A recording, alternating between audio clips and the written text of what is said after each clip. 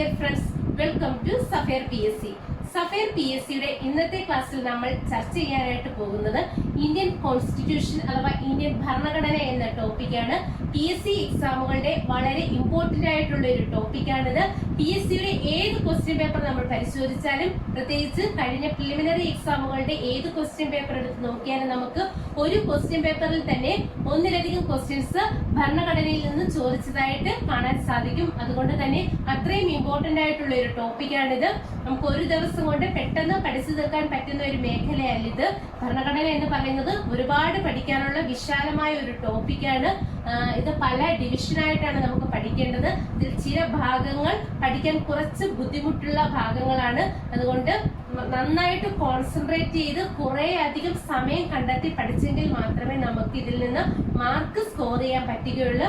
അപ്പൊ എല്ലാവരും നന്നായിട്ട് ഇത് പഠിക്കാൻ ശ്രമിക്കുക. അപ്പൊ നമുക്ക് ഇന്ത്യൻ ഭരണഘടന എന്ന ടോപ്പിക്കിലേക്ക് ഡീപ്പായിട്ട് പോകുന്നതിന് മുൻപ് ഭരണഘടന എന്താണെന്നൊന്ന് നോക്കാം.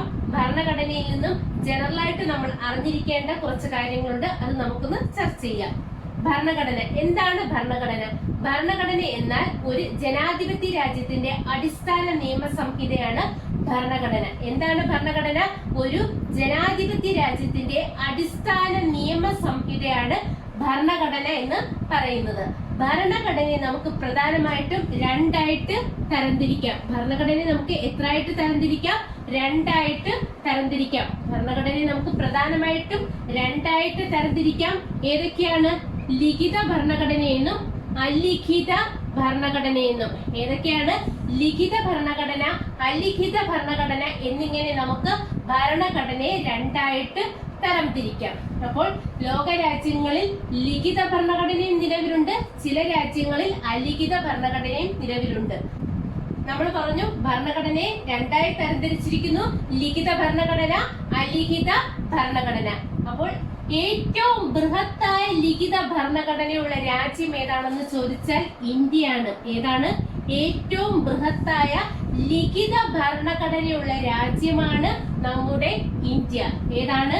ഏറ്റവും ബൃഹത്തായ ലിഖിത ഭരണഘടനയുള്ള രാജ്യമാണ് നമ്മുടെ ഇന്ത്യ. എന്നാൽ ഏറ്റവും പഴക്കമുള്ളതും ചെറുതുമായ ലിഖിത ഭരണഘടനയ്ക്ക് ഉദാഹരണമാണ് അമേരിക്കൻ ഭരണഘടന. ഏതാണ്? അമേരിക്ക.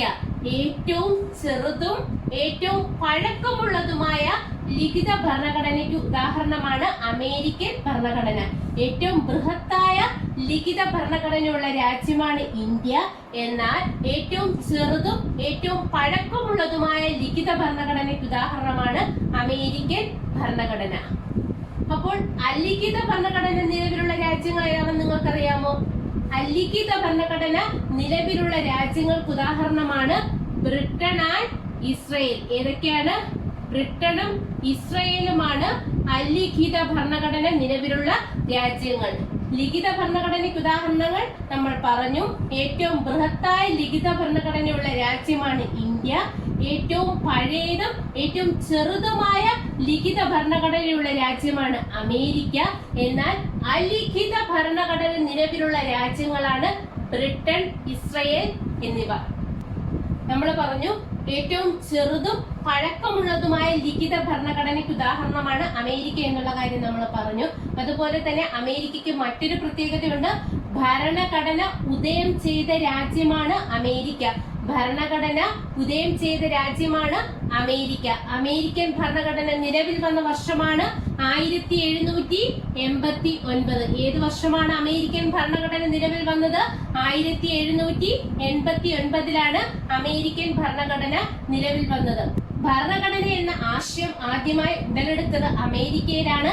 അമേരിക്കൻ ഭരണഘടന നിലവിൽ വന്ന വർഷമാണ് 1789. അമേരിക്കൻ ഭരണഘടനയുടെ പിതാവ് ആരാണെന്ന് ചോദിച്ചാൽ ജെയിംസ് മാഡിസൺ ആണ്. ആരാണ്? ജെയിംസ് മാഡിസൺ ആണ് അമേരിക്കൻ ഭരണഘടനയുടെ പിതാവ് എന്ന് അറിയപ്പെടുന്നത്. ആരാണ്? James Madison. അമേരിക്കയിൽ ഭരണഘടന ഉദയം ചെയ്ത വർഷമാണ് 1789. അമേരിക്കയിലാണ് ആദ്യമായിട്ട് ഭരണഘടന എന്ന ആശയം ഉടലെടുത്തത്. 1789 അമേരിക്കൻ ഭരണഘടന നിലവിൽ വന്നത്. അമേരിക്കൻ ഭരണഘടനയുടെ പിതാവ് എന്നറിയപ്പെടുന്നത് ജെയിംസ് മാഡിസൺ ആണ്. അപ്പോൾ ഇന്ത്യൻ ഭരണഘടനയുടെ പിതാവ് ആരാണ്? ഇന്ത്യൻ ഭരണഘടനയുടെ പിതാവും ഇന്ത്യൻ ഭരണഘടനയുടെ ശില്പിയും എന്നറിയപ്പെടുന്നത് ഡോക്ടർ BR അംബേദ്കർ ആണ്. ആരാണ്? ഡോക്ടർ BR അംബേദ്കർ ആണ് ഇന്ത്യൻ ഭരണഘടനയുടെ പിതാവും ഇന്ത്യൻ ഭരണഘടനയുടെ ശില്പിയും എന്നറിയപ്പെടുന്നത് ഡോക്ടർ BR അംബേദ്കർ ആണ്. അപ്പോൾ ഭരണഘടനയെ നമുക്ക് രണ്ടായി തരംതിരിക്കാം: ലിഖിത ഭരണഘടന, അലിഖിത ഭരണഘടന. ഏറ്റവും ബൃഹത്തായ ലിഖിത ഭരണഘടനയുള്ള രാജ്യമാണ് ഇന്ത്യ. ഏറ്റവും പഴയതും ചെറുതുമായ ലിഖിത ഭരണഘടനയുള്ള രാജ്യമാണ് അമേരിക്ക. അമേരിക്കയിലാണ് ഭരണഘടന എന്ന ആശയം ആദ്യമായിട്ട് ഉടലെടുത്തത്. അമേരിക്കൻ ഭരണഘടന നിലവിൽ വന്നത് 1789-ലാണ്. അമേരിക്കൻ ഭരണഘടനയുടെ പിതാവ് എന്നറിയപ്പെടുന്നത് ജെയിംസ് മാഡിസൺ ആണ്. അലിഖിത ഭരണഘടന നിലവിലുള്ള രാജ്യങ്ങളാണ് ബ്രിട്ടൻ ആൻഡ് ഇസ്രായേൽ.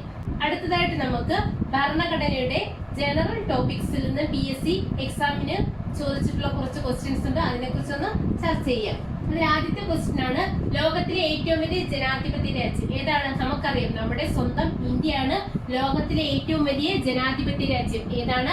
ഇന്ത്യ ആണ് ലോകത്തിലെ ഏറ്റവും വലിയ ജനാധിപത്യ രാജ്യം. എന്നാൽ ആദ്യ ജനാധിപത്യ രാജ്യം ഏതാണെന്ന് ചോദിച്ചാൽ ഗ്രീസ് ആണ്. ഏത് രാജ്യമാണ്? ഗ്രീസ്. ലോകത്തിലെ ഏറ്റവും വലിയ ജനാധിപത്യ രാജ്യം ഏതാണെന്ന് ചോദിച്ചാൽ ഇന്ത്യയാണ്. ആദ്യത്തെ ജനാധിപത്യ രാജ്യം ഏതാണെന്ന് ചോദിച്ചാൽ അതിന്റെ ഉത്തരവാണ് ഗ്രീസ്. ജനാധിപത്യത്തിന്റെ കളിത്തൊട്ടിൽ എന്നറിയപ്പെടുന്ന രാജ്യം ഏതാണ്? ഏതാണ്? ജനാധിപത്യത്തിന്റെ കളിത്തൊട്ടിൽ എന്നറിയപ്പെടുന്ന രാജ്യം ഏതാണ്? അതിന്റെ ഉത്തരം എന്ന് പറയുന്നത് ആദ്യ ജനാധിപത്യ രാജ്യം എന്നാണ്. ആദ്യത്തെ ജനാധിപത്യ രാജ്യം എന്ന് പറയുന്നത് ഗ്രീസ് ആണ്. അതേ ഗ്രീസ് തന്നെയാണ് ജനാധിപത്യത്തിന്റെ കളിത്തൊട്ടിൽ എന്നും അറിയപ്പെടുന്നത്. ഏത് രാജ്യമാണ്? ഗ്രീസ്. അപ്പം ആദ്യത്തെ ജനാധിപത്യ രാജ്യമാണ് ഗ്രീസ്. അപ്പോൾ ജനാധിപത്യത്തിന്റെ കളിത്തൊട്ടിൽ എന്നറിയപ്പെടുന്നത് ഗ്രീസ് ആണ്. അടുത്തത് ആധുനിക ജനാധിപത്യത്തിന്റെ നാട് എന്നറിയപ്പെടുന്നത് ഏതാണ്? ബ്രിട്ടൻ ആണ്. ഏതാണ്? ബ്രിട്ടൻ ആണ് ആധുനിക ജനാധിപത്യത്തിന്റെ നാട് എന്ന് അറിയപ്പെടുന്നത്. ആധുനിക ജനാധിപത്യത്തിന്റെ നാട് എന്നറിയപ്പെടുന്ന രാജ്യമാണ് ബ്രിട്ടൻ. എന്നാൽ പ്രത്യക്ഷ ജനാധിപത്യത്തിന്റെ ആലയം അഥവാ ഹോം ഓഫ് ഡയറക്റ്റ് ഡെമോക്രസി എന്നറിയപ്പെടുന്ന രാജ്യമാണ് സ്വിറ്റ്സർലൻഡ്. ഏത് രാജ്യമാണ്? സ്വിറ്റ്സർലൻഡ്. സ്വിറ്റ്സർലൻഡ് ആണ് പ്രത്യക്ഷ ജനാധിപത്യത്തിന്റെ ആലയം അഥവാ ഹോം ഓഫ് ഡയറക്റ്റ് ഡെമോക്രസി എന്നറിയപ്പെടുന്ന രാജ്യമാണ് സ്വിറ്റ്സർലൻഡ്. സ്വിറ്റ്സർലൻഡ് നമുക്കറിയാം ഒരു യൂറോപ്യൻ രാജ്യമാണ്. അപ്പോൾ ലോകത്തിലെ ഏറ്റവും വലിയ ജനാധിപത്യ രാജ്യമാണ് ഇന്ത്യ. ലോകത്തിലെ ആദ്യത്തെ ജനാധിപത്യ രാജ്യമാണ് ഗ്രീസ്. ജനാധിപത്യത്തിന്റെ കളിത്തൊട്ടിൽ എന്നറിയപ്പെടുന്ന രാജ്യമാണ് ഗ്രീസ്. ആധുനിക ജനാധിപത്യത്തിന്റെ നാട് എന്നറിയപ്പെടുന്നത് ബ്രിട്ടൻ ആണ്. പ്രത്യക്ഷ ജനാധിപത്യത്തിന്റെ ആലയം അഥവാ ഹോം ഓഫ് ഡയറക്റ്റ് ഡെമോക്രസി എന്നറിയപ്പെടുന്നത് യൂറോപ്യൻ രാഷ്ട്രമായ സ്വിറ്റ്സർലൻഡ് ആണ്. അടുത്തതായിട്ട് നമുക്ക് ഭരണഘടനാ നിർമ്മാണ സഭ അഥവാ കോൺസ്റ്റിറ്റ്യൂവന്റ് അസംബ്ലി എന്ന ടോപ്പിക്കിലേക്ക് പോകാം. ഇന്ത്യൻ ഭരണഘടന തയ്യാറാക്കിയതാണ് ഭരണഘടനാ നിർമ്മാണ സഭ. ആരാണ് ഇന്ത്യൻ ഭരണഘടന തയ്യാറാക്കിയത്? ഭരണഘടനാ നിർമ്മാണ സഭയാണ് ഇന്ത്യൻ ഭരണഘടന തയ്യാറാക്കിയത്. ഇന്ത്യൻ ഭരണഘടന തയ്യാറാക്കിയത് ഭരണഘടനാ നിർമ്മാണ സഭയാണ്. ഇന്ത്യക്കാർക്ക് അവരുടെ ഭരണഘടന നിർമ്മിക്കുന്നതിന് വേണ്ടിയിട്ടുള്ള ഒരു നിർദ്ദേശം ആദ്യമായി കൊടുത്ത ഒരു പ്ലാനാണ് വേവൽ പ്ലാൻ. ഏതാണ്? Wavell plan. ഇന്ത്യക്കാർക്ക് സ്വന്തമായിട്ട് ഒരു ഭരണഘടന നിർമ്മിക്കുന്നതിനുള്ള നിർദ്ദേശം മുന്നോട്ട് വെച്ച ഒരു പ്ലാനാണ് വേവൽ പ്ലാൻ. ഏത് വർഷമാണ്? 1945-ലാണ് ഇന്ത്യക്കാർക്ക് സ്വന്തമായിട്ട് ഒരു ഭരണഘടന നിർമ്മിക്കുന്നതിന് വേണ്ടിയിട്ടുള്ള നിർദ്ദേശം ആദ്യമായി നൽകിയ ഒരു പ്ലാനാണ് വേവൽ പ്ലാൻ. അത് ഏത് വർഷമാണ്? 1945-ലാണ്. ഇന്ത്യക്കാർക്ക് സ്വന്തമായിട്ട് ഒരു ഭരണഘടന വേണമെന്ന ആശയം മുന്നോട്ട് വെച്ച ആദ്യ ഇന്ത്യക്കാരനാണ് MN റോയ്. ആരാണ്? MN റോയ്. ഇന്ത്യക്കാർക്ക് സ്വന്തമായിട്ട് ഒരു ഭരണഘടന വേണമെന്ന ആശയം ആദ്യമായിട്ട് മുന്നോട്ട് വെച്ച ഇന്ത്യക്കാരനാണ് MN റോയ്. ഇന്ത്യക്ക് ഒരു ഭരണഘടനാ നിർമ്മാണ സഭ രൂപീകരിക്കണമെന്ന ആശയം ആദ്യമായിട്ട് മുന്നോട്ട് വെച്ച പാർട്ടിയാണ് സ്വരാജ് പാർട്ടി. ഏത് പാർട്ടിയാണ്? സ്വരാജ് പാർട്ടി. ഇന്ത്യക്കാർക്ക് സ്വന്തമായിട്ട് ഒരു ഭരണഘടനാ നിർമ്മാണ സഭ രൂപീകരിക്കണമെന്ന ആശയം മുന്നോട്ട് വെച്ച പാർട്ടി ഏതാണെന്ന് ചോദിച്ചാൽ സ്വരാജ് പാർട്ടിയാണ്. ഏത് പാർട്ടിയാണ്? സ്വരാജ് പാർട്ടിയാണ്. അപ്പോൾ ഭരണഘടനാ നിർമ്മാണ സഭയാണ് ഭരണഘടന തയ്യാറാക്കിയത്. ഇന്ത്യക്കാർക്ക് സ്വന്തമായിട്ട് ഒരു ഭരണഘടന വേണമെന്ന ആശയം ആദ്യമായി മുന്നോട്ട് വെച്ച പ്ലാനാണ് വേവൽ പ്ലാൻ. 1945 വേവൽ പ്ലാൻ നിലവിൽ വന്നത്. ഇന്ത്യക്കാർക്ക് സ്വന്തമായിട്ട് ഒരു ഭരണഘടന വേണമെന്ന ആശയം മുന്നോട്ട് വെച്ച വ്യക്തിയാണ് അല്ലെങ്കിൽ ഇന്ത്യക്കാരനാണ് MN റോയി. ഇന്ത്യക്ക് സ്വന്തമായ ഒരു ഭരണഘടനാ നിർമ്മാണ സഭ വേണമെന്ന ആശയം മുന്നോട്ട് വെച്ച പാർട്ടിയാണ് സ്വരാജ് പാർട്ടി. അടുത്തതായിട്ട് നമുക്ക് നോക്കാം, ഈ ഭരണഘടനാ നിർമ്മാണ സഭ രൂപീകരിക്കാൻ കാരണമായ ഒരു ദൗത്യമുണ്ട്. അതേതാണെന്ന് ചോദിച്ചാൽ ക്യാബിനറ്റ് മിഷൻ ആണ്. ഏതാണ്? Cabinet mission. ക്യാബിനറ്റ് മിഷൻ ആണ്. ഭരണഘടനാ നിർമ്മാണ സഭ രൂപീകരിക്കാൻ കാരണമായ ദൗത്യം ഏതാണെന്ന് ചോദിച്ചാൽ ക്യാബിനറ്റ് മിഷൻ ആണ്. ക്യാബിനറ്റ് മിഷൻ ഇന്ത്യയിലെത്തിയ വർഷം ഏതാണെന്ന് ചോദിച്ചാൽ 1946 മാർച്ച് 24 ക്യാബിനറ്റ് മിഷൻ ഇന്ത്യയിലെത്തിയ ഏത് വർഷമാണ്? 1946 മാർച്ച് 24 ക്യാബിനറ്റ് മിഷൻ ഇന്ത്യയിൽ എത്തിയത്. ക്യാബിനറ്റ് മിഷൻ അവരുടെ പ്ലാൻ അവതരിപ്പിച്ചത് എന്നാണെന്ന് ചോദിച്ചാൽ 1946 മെയ് 16 എന്നാണ്. 1946 മെയ് 16. അപ്പോൾ ഭരണഘടനാ നിർമ്മാണ സഭ രൂപീകരിക്കാൻ കാരണമായ ദൗത്യം ഏതാണെന്ന് ചോദിച്ചാൽ ക്യാബിനറ്റ് മിഷൻ ആണ്. ക്യാബിനറ്റ് മിഷൻ ഇന്ത്യയിലെത്തിയത് 1946 മാർച്ച് 24 ക്യാബിനറ്റ് മിഷൻ അവരുടെ പ്ലാൻ അവതരിപ്പിച്ചത് 1946 മെയ് 16 ക്യാബിനറ്റ് മിഷനിൽ എത്ര അംഗങ്ങളാണ് ഉണ്ടായിരുന്നത്? 3 അംഗങ്ങളാണ് ഉണ്ടായിരുന്നത്. ക്യാബിനറ്റ് മിഷനിൽ എത്ര അംഗങ്ങളാണ് ഉണ്ടായിരുന്നത് എന്ന് ചോദിച്ചാൽ 3 അംഗങ്ങളായിരുന്നു. ആരൊക്കെയാണ്? Pethick Lawrence,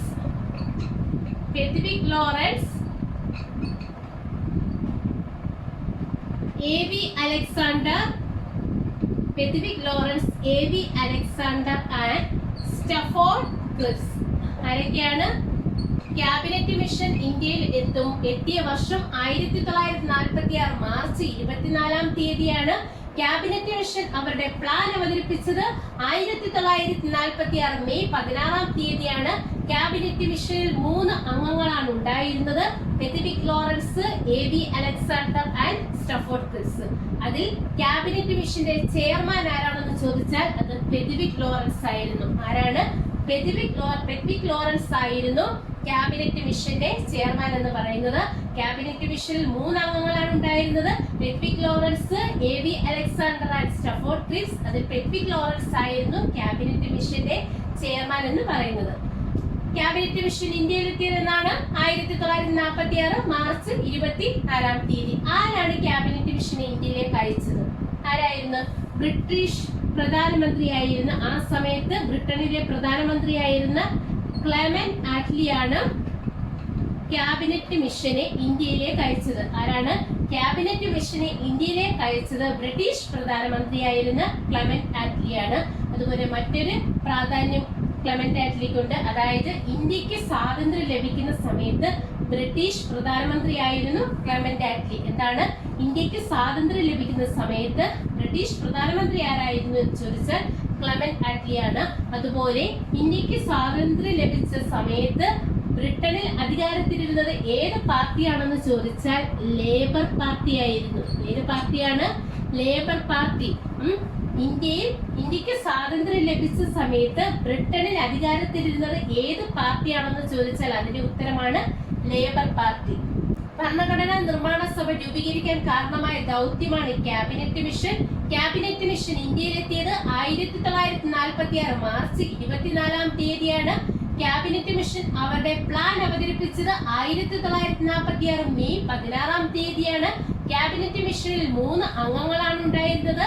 പെഥിവിക് Lawrence, A.V. Alexander and Stafford Cripps. അതിൽ പെഥിവിക് ലോറൻസ് ആയിരുന്നു ക്യാബിനറ്റ് മിഷന്റെ ചെയർമാൻ എന്ന് പറയുന്നത്.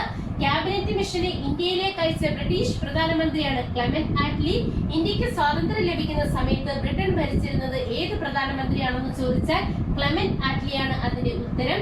അതുപോലെ ഇന്ത്യക്ക് സ്വാതന്ത്ര്യം ലഭിക്കുന്ന സമയത്ത് ബ്രിട്ടനിൽ അധികാരത്തിലിരുന്നത് ഏത് രാഷ്ട്രീയ പാർട്ടിയാണെന്ന് ചോദിച്ചാൽ ലേബർ പാർട്ടിയാണ് അതിന്റെ ഉത്തരം. അടുത്തതായിട്ട് നമുക്ക് നോക്കാം, ഭരണഘടനാ നിർമ്മാണ സഭ രൂപീകൃതമായത് എന്നാണ്. ഭരണഘടനാ നിർമ്മാണ സഭ രൂപീകൃതമായത് 1946 ഡിസംബർ 6-ാം തീയതിയാണ്. 1946 ഡിസംബർ 6-നാണ് ഭരണഘടനാ നിർമ്മാണ സഭ രൂപീകൃതമായത്. എന്നാണ് 1946 ഡിസംബർ 6-നാണ് ഭരണഘടനാ നിർമ്മാണ സഭ രൂപീകൃതമായത്. എത്ര അംഗങ്ങളാണ് ഉണ്ടായിരുന്നത്? 389 അംഗങ്ങളാണ് ഉണ്ടായിരുന്നത്. ഭരണഘടനാ നിർമ്മാണ സഭ രൂപീകൃതമായത് 1946 ഡിസംബർ 6-ാം തീയതിയാണ്. 389 അംഗങ്ങളാണ് ഉണ്ടായിരുന്നത്. എന്നാൽ പാകിസ്ഥാൻ ഉൾപ്പെട്ട പ്രദേശത്ത് നിന്നുള്ള അംഗങ്ങൾ പിരിഞ്ഞു പോയതോടുകൂടി അംഗസംഖ്യ എത്രയായിട്ട് മാറി? 299 ആയിട്ട് മാറി. ആദ്യം അംഗങ്ങൾ എത്രയായിരുന്നു? 389 ആയിരുന്നു.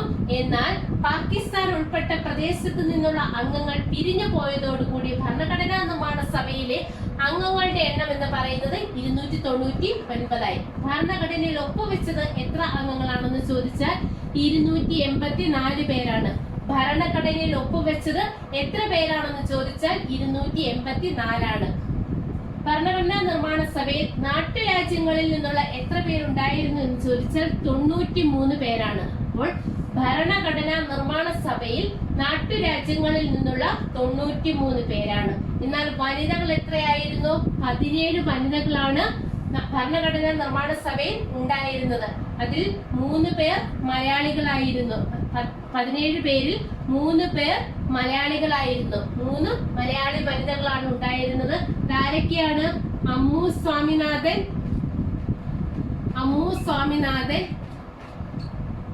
ആനി മസ്ക്രീൻ,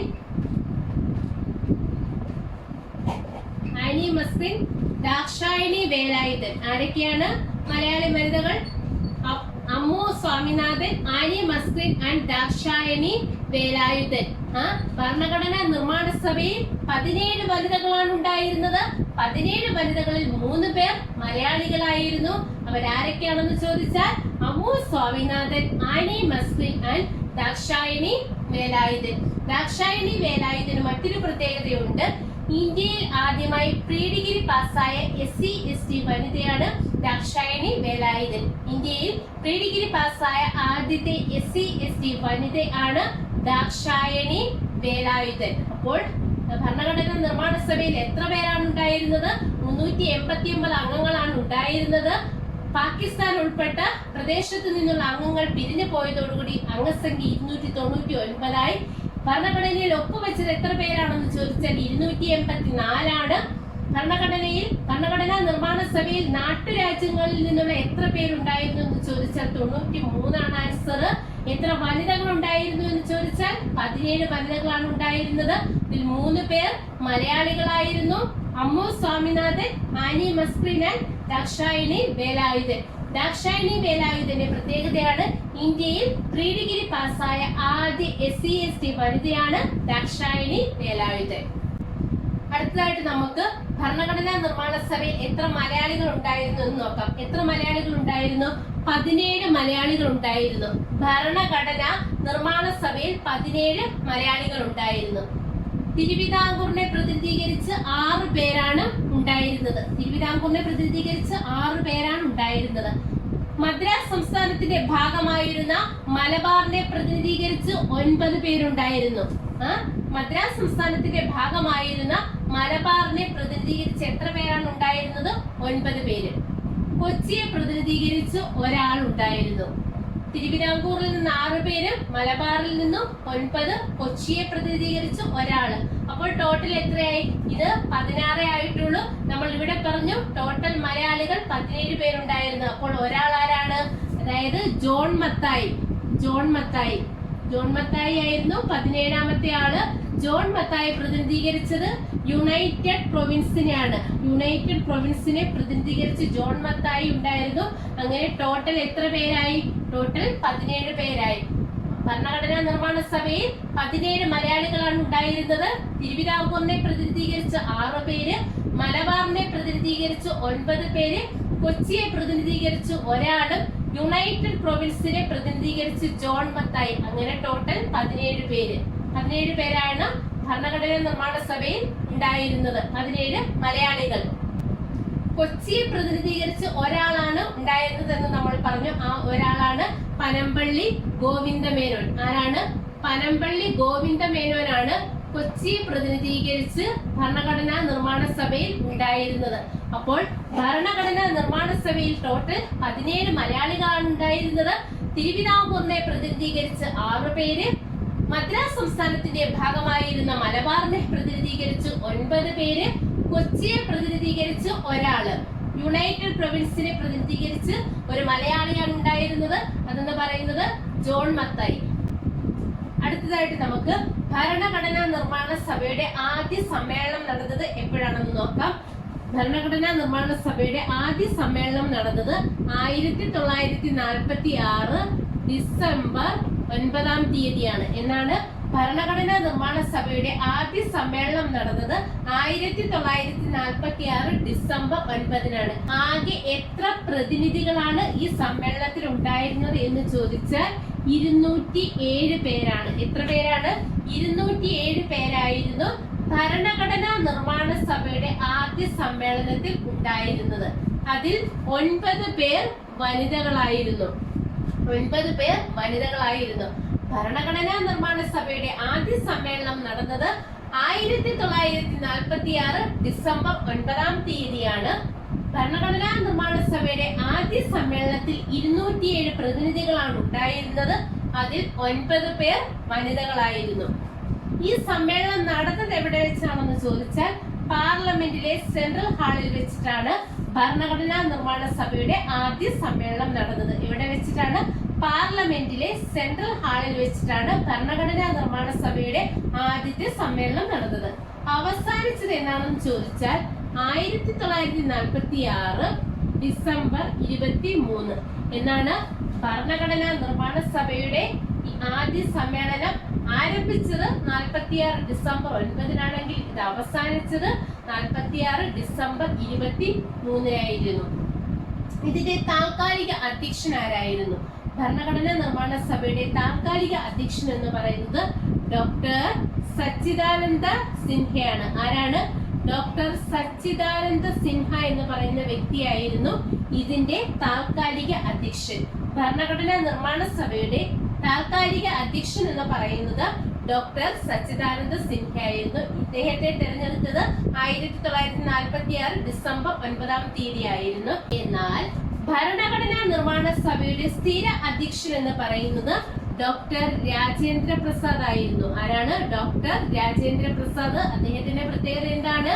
ഇന്ത്യയിലെ ആദ്യത്തെ പ്രസിഡന്റ് ആണ് രാജേന്ദ്ര പ്രസാദ്. ഇന്ത്യയുടെ ആദ്യത്തെ പ്രസിഡന്റ് അല്ലെങ്കിൽ രാഷ്ട്രപതിയാണ് ഡോക്ടർ രാജേന്ദ്ര പ്രസാദ്. ഇദ്ദേഹമാണ് ഭരണഘടനാ നിർമ്മാണ സഭയുടെ സ്ഥിര അധ്യക്ഷൻ എന്ന് പറയുന്നത്. ഇദ്ദേഹത്തെ എന്നാണ് തെരഞ്ഞെടുത്തത്? 1946 ഡിസംബർ 11-ാം തീയതിയാണ് സ്ഥിര അധ്യക്ഷനായിട്ട് തെരഞ്ഞെടുത്തത്. ഡോക്ടർ രാജേന്ദ്ര പ്രസാദിനെ ഭരണഘടനാ നിർമ്മാണ സഭയുടെ സ്ഥിരം അധ്യക്ഷനായി തിരഞ്ഞെടുത്തത് 1946 ഡിസംബർ 11-ാം തീയതിയാണ്. ഉപ അധ്യക്ഷൻ എന്ന് പറയുന്നത് HC മുഖർജി ആയിരുന്നു. ആരാണ്? HC മുഖർജിയാണ് ഉപ അധ്യക്ഷൻ എന്ന് പറയുന്നത്. ഭരണഘടനാ നിർമ്മാണ സഭയുടെ ഉപ അധ്യക്ഷൻ എന്ന് പറയുന്നത് HC മുഖർജി ആയിരുന്നു. ഭരണഘടനാ നിർമ്മാണ സഭയെ ആദ്യമായിട്ട് അഭിസംബോധന ചെയ്ത വ്യക്തി ആരാണെന്ന് ചോദിച്ചാൽ അത് JB കൃപലാനിയാണ്. ആരാണ്? JB കൃപലാനിയാണ് ഭരണഘടനാ നിർമ്മാണ സഭയെ ആദ്യമായിട്ട് അഭിസംബോധന ചെയ്ത വ്യക്തി. JB കൃപലാനിയുടെ പ്രത്യേകത എന്താണെന്ന് അറിയാമോ? ഇന്ത്യക്ക് സ്വാതന്ത്ര്യം ലഭിക്കുന്ന സമയത്ത് ഇന്ത്യൻ നാഷണൽ കോൺഗ്രസിന്റെ അധ്യക്ഷനായിരുന്നു JB കൃപലാനി. അത് വളരെ ഇമ്പോർട്ടന്റ് ആയിട്ടുള്ള ഒരു ക്വസ്റ്റ്യൻ ആണ്.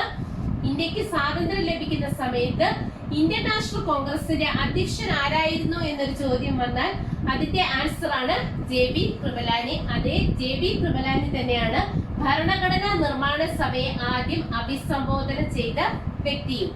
അടുത്തത് ഭരണഘടനാ നിർമ്മാണ സഭയുടെ ഉപദേശകൻ ആരായിരുന്നു ചോദിച്ചാൽ BN റാവു ആണ്. ആരാണ്? BN റാവു ആണ് ഭരണഘടനാ നിർമ്മാണ സഭയുടെ ഉപദേശകൻ എന്ന് പറയുന്നത്. ഭരണഘടനാ നിർമ്മാണ സഭയുടെ ഉപദേശകനാണ് BN റാവു.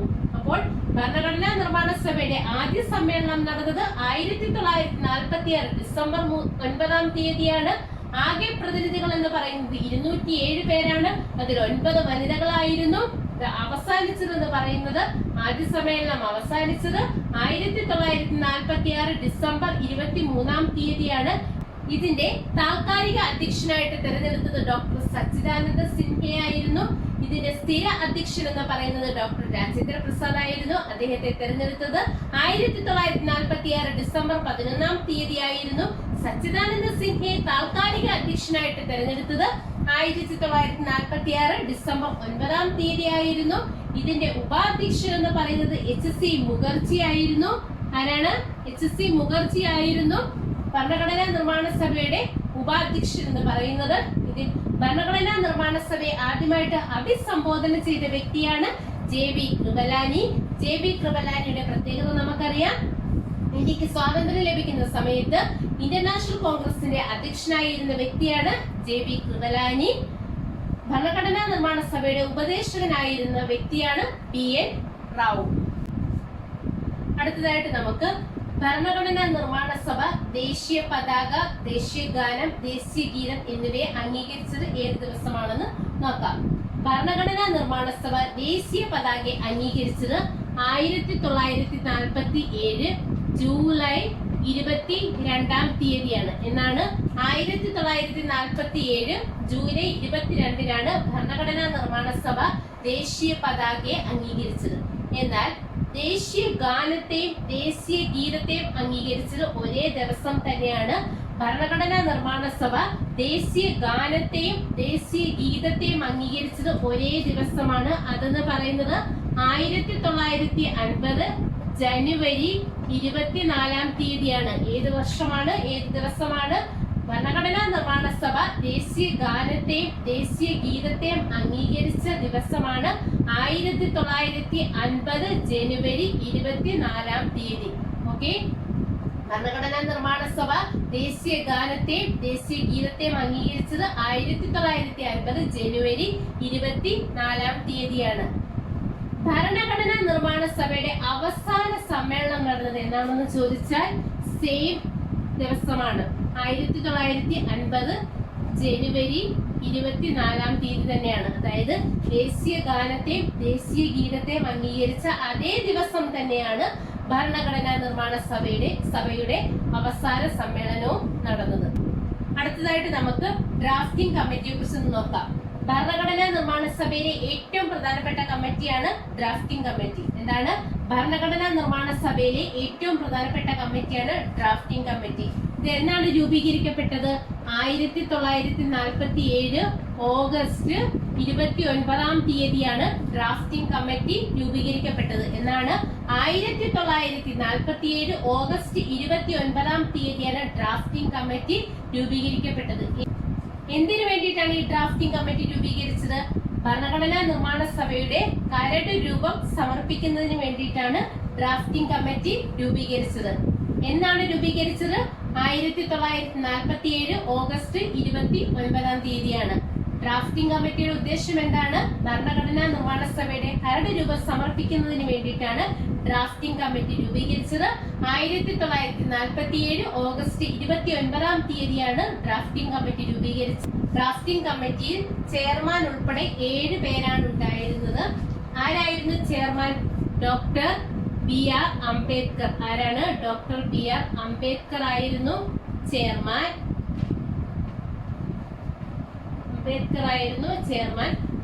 അംബേദ്കറിനെ കൂടാതെ ബാക്കി 6 അംഗങ്ങളാണ് ഉണ്ടായിരുന്നത്. അത് ആരൊക്കെയാണ്? KM Munshi, Muhammad Saadulla,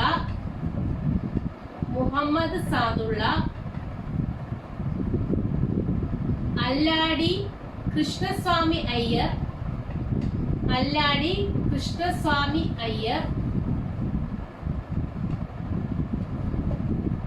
N Gopalaswami Iyengar,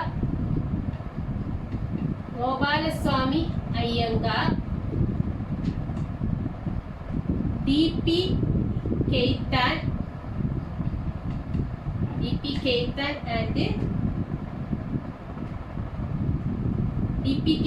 and ഏഴാമത്തെ ആളാണ് DL മിത്തർ. ആരൊക്കെയാണ്? ഡ്രാഫ്റ്റിംഗ് കമ്മിറ്റിയിൽ 7 അംഗങ്ങളാണ് ഉണ്ടായിരുന്നത്. ചെയർമാൻ എന്ന് പറയുന്നത് ഡോക്ടർ BR അംബേദ്കർ ആണ്. അംബേദ്കറെ കൂടാതെ ബാക്കി 6 അംഗങ്ങൾ കൂടി ഉണ്ടായിരുന്നു. KM Munshi, Muhammad Saadulla, Alladi Krishnaswami Ayyar, N Gopalaswami Ayyangar, DP Khaitan and BL Mitter എന്നിവരായിരുന്നു ബാക്കിയുള്ള 6 പേര്. അപ്പോൾ ഇന്ന് നമ്മൾ ഇന്ത്യൻ ഭരണഘടനയിൽ ഭരണഘടനാ നിർമ്മാണ സഭ എന്ന ടോപ്പിക്കിൽ നിന്ന് അത്യാവശ്യം വേണ്ട കാര്യങ്ങളെല്ലാം പഠിച്ചിട്ടുണ്ട്. എല്ലാവർക്കും മനസ്സിലായിട്ടുണ്ടാകുമെന്ന് വിചാരിക്കുന്നു. ഇനി നമുക്ക് ഭരണഘടനയുടെ ആമുഖത്തിൽ തുടങ്ങി കുറെ അധികം കാര്യങ്ങളെ കുറിച്ച് ചർച്ച ചെയ്യാനായിട്ടുണ്ട്. അത് നമുക്ക് അടുത്ത ക്ലാസ്സിൽ നോക്കാം. അപ്പൊ ഇന്ന് പഠിച്ച കാര്യങ്ങൾ എല്ലാവർക്കും മനസ്സിലായിട്ടുണ്ടാകുമെന്ന് ഞാൻ വിശ്വസിക്കുന്നു. എല്ലാവരും 1-2 തവണ നമ്മൾ ഇന്ന് പഠിച്ച കാര്യങ്ങൾ റിവൈസ് ചെയ്യാൻ ശ്രമിക്കുക. വളരെ ഇമ്പോർട്ടന്റ് ആയിട്ടുള്ള ഒരു ടോപ്പിക്കാണിത്. അപ്പൊ ഇന്നത്തെ എന്റെ ക്ലാസ് ഇഷ്ടമായിട്ടുണ്ടെങ്കിൽ ലൈക്ക് ചെയ്യുക, ഷെയർ ചെയ്യുക. എന്റെ ചാനൽ ഇതുവരെ സബ്സ്ക്രൈബ് ചെയ്യാത്തവരാണെങ്കിൽ സഫേർ PSC എന്ന ഈ ചാനൽ സബ്സ്ക്രൈബ് ചെയ്യുക. അപ്പൊ നമുക്ക് അടുത്ത ക്ലാസ്സിൽ ഭരണഘടനയുടെ ബാലൻസ് പോർഷനുമായിട്ട് വീണ്ടും കാണാം.